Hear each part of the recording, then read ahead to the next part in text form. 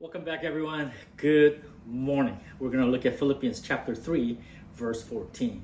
Paul writes, I press on toward the goal to win the prize for which God has called me heavenward in Christ Jesus.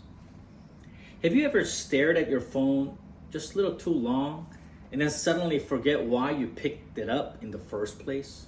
Your eyes get tired, your mind starts to lose focus, and the next thing you know, it's been an hour and you've done nothing but watch someone else's life. And then after a while, your heart loses focus as well, because that's what distraction does. It doesn't just take your time, it steals your focus. It chips away at your clarity, and you live stimulated but aimless, full of motion but very low on meaning. Always busy, but rarely sure what for. And as you know, Paul didn't live that way. His life had chaos. He wasn't in comfort. He lived in pain and setbacks. In fact, as you know, even as he writes this, he's sitting in his prison cell. But none of that fogged his vision. He knew what mattered. And he said in one clean line, I press on toward the goal to win the prize for which God has called me heavenward in Christ Jesus. Now, you can say, well, that's a religious talk. No, it's not. It's a man in prison writing with fire in his belly. He says, I press on, not aimlessly wandering around, not wait and see. See, that word in Greek, dioko, means to chase, to pursue, to hunt, like a runner leaning in the final stretch, or a shepherd chasing a lost sheep. Paul's not sleepwalking through faith. He's straining forward like something priceless is just ahead, and he's reaching for it toward the goal, he says. He's not just moving, he's aiming. There's direction, there's clarity. He's not chasing for other people to go, hey, good job, trying to get their approval or comfort. He's locked on Jesus, and that's the goal. Not a lifestyle, not a dream, but a person to win the prize. Again, what's that prize? It's not a bigger house. It's not a better job, a feeling of being seen. The prize is Christ himself. His voice saying, well done, my good and faithful servant, experiencing his presence and his comfort. Paul knows that's the only reward that won't feel hollow 5 minutes after you get it.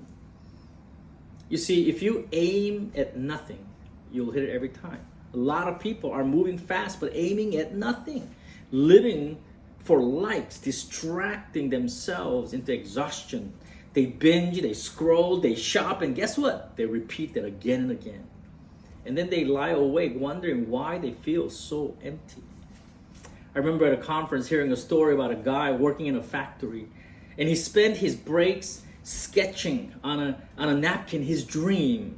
Not some viral idea, but just steps, clarity, direction. And 2 years later, those napkins turned into a real business. Not because he had a vision board or motivational music. No, because he had a vision, he had a goal, and that was enough. You don't need a perfect plan. You do need a clear goal. Do you have one? What's one thing you're doing today that feeds your long-term purpose in Christ? Something lasting. That purpose that wakes you up at 5 a.m. in the morning to get on your knees and cry out to God. What is your purpose for life in Jesus? And on the other hand, what's killing your focus? What steals your time? What steals your peace? What steals things of eternal in your life? You should name it. Trade it in today. Replace it with something that feeds you instead of numbing you. You should start small. And let me just give you an example, a step that you can take today. Write 2 words on a sticky note. Here are 2 words. Eyes up. Eyes up. Put it somewhere you'll see it before your screen tomorrow. Eyes up before the feed. Eyes up before worry. Eyes up before the noise of the day begins. You see, Paul didn't say, I press on when life makes sense. No, he pressed on in prison. He pressed on in weakness, in isolation, in hunger, because the goal doesn't change when life gets hard. Neither should ours.